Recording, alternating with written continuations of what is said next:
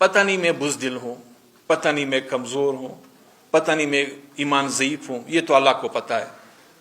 مطلب جب بھائی آپ کا شہید کیا جائے، والد آپ کا شہید کیا جائے، کزن آپ کا اٹھا کے 6 مہینے اس کی مسخ شدہ لاشیں آپ کے ہاتھ میں تما دی جائے اور جیتا ہوا الیکشن آپ سے لے لیا جائے، مطلب پھر آپ کیا کریں گے؟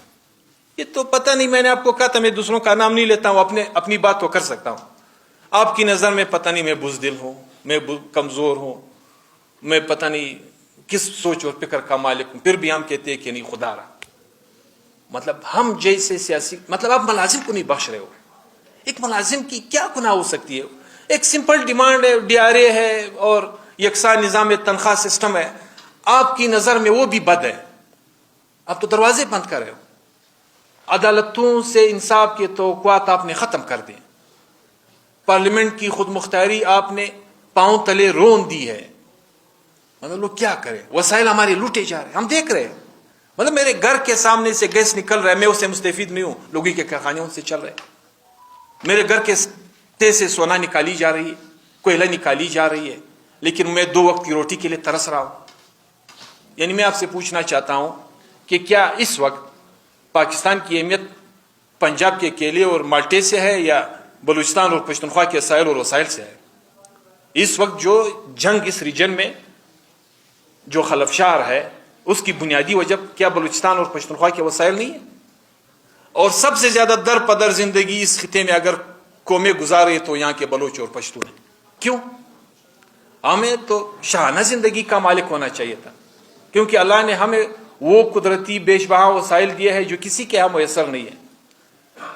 تو ہمارے ساتھ معاملات تو انصاف پر مبنی طریقہ کار سے طے کر کے آپ خود دیکھیں گے کہ یہاں پہ خوشحالی بھی ہوگی، بدامنی بھی نہیں ہوگی، دہشت گردی بھی نہیں ہوگی. خدا نخواستہ کسی کی طرف کوئی انگلی بھی نہیں اٹھا سکتا ہے کہ یا وہ اس کا علاقہ ہے یا وہ اس کا علاقہ ہے. بس یہاں پہ ایک بات انہوں نے طے کی ہوئی ہے، بدبختانہ صافی بھی، اگر میں یہ الفاظ استعمال کرتا ہوں اس میں آپ سے پہلے معذرت چاہتا ہوں، اگر جاسوسانہ کردار ادا نہ کرے وہ صافی نہیں سمجھا جاتا ہے. وہ حامد میر کی طرح 6 گولیاں سینے میں کا کے روڈوں پہ بھاگ رہا ہوگا، آغا خان تک پہنچ رہا ہوگا. سیاسی ورکر اگر روزانہ صبح اور شام چوکٹ پہ ماتھا لگا کے حاضری نہ دے، وہ ان کی نظر میں کچھ اور ہے.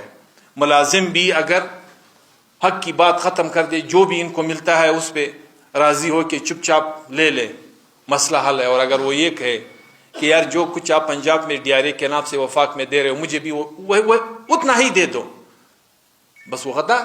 وہ جیلوں میں 18 گریڈ 19 گریڈ کے پروفیسر جیلوں میں. تو اللہ تو انہوں نے خود اس نیچ پہ لا کے پہنچا دیے ہے. دروازے بند کیے جا رہے.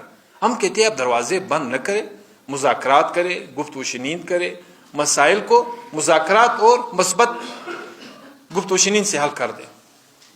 شکریہ. وزیر اعلیٰ صاحب نے کل فرمایا تھا، وزیر اعلیٰ صاحب نے کہا تھا کہ جی ہمارے ساتھ وسائل نہیں ہیں اور تمام جتنے بھی اخراجات جو ہم کریں نان ڈیولپمنٹ پہ چلے جا رہے ہیں. نان ڈیولپمنٹ صرف تنخواہیں نہیں ہیں، نان ڈیولپمنٹ میں ان کے پی او بھی ہے، نان ڈیولپمنٹ میں ان کے سارے جتنے بھی ان کے اخراجات ہیں وہ سارے نان ڈیولپمنٹ میں، ان کی میڈیکل وہ نان ڈیولپمنٹ میں، ان کا ڈی آر اے پہ جتنا بجٹ کو فائنانس ڈپارٹمنٹ نے جتنا فگر دیا ہے، میں آپ کے سامنے اس فگر کو چیلنج کرتا ہوں کہ اتنا فگر نہیں آتا ہے.